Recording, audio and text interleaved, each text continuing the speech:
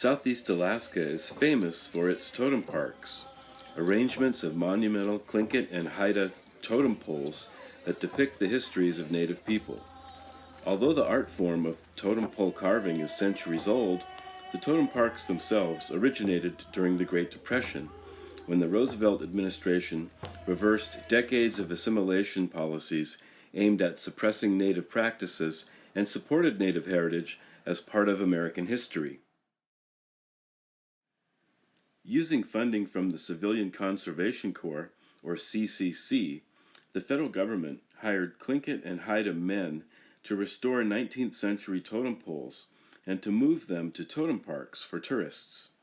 The CCC removed more than 100 totem poles from ancestral Native villages, where their grandparents had been pressured to abandon the poles in the 19th century, and they restored or replicated these poles for 5 totem parks designed by the U.S. Forest Service.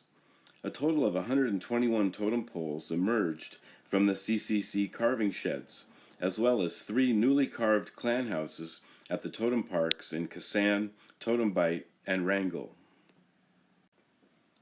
The preservation of totem poles from mixed villages along the winding paths and strict grids of the New Deal totem parks represented a radical departure from the traditional displays of totem poles.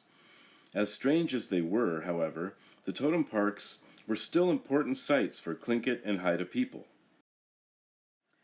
The restoration of totem poles in contemporary Native towns gave elders the opportunity to teach a new generation of men the art of totem pole carving, and to tell their grandchildren the stories of their clan poles.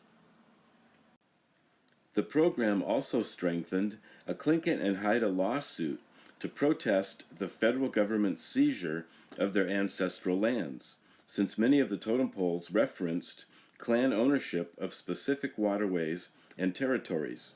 In fact, several of the CCC's restored poles became evidence for the lawsuit Tlingit and Haida Indians of Alaska versus the United States, which would rule in 1958 that the federal government owed the Tlingit and Haida compensation for their lands.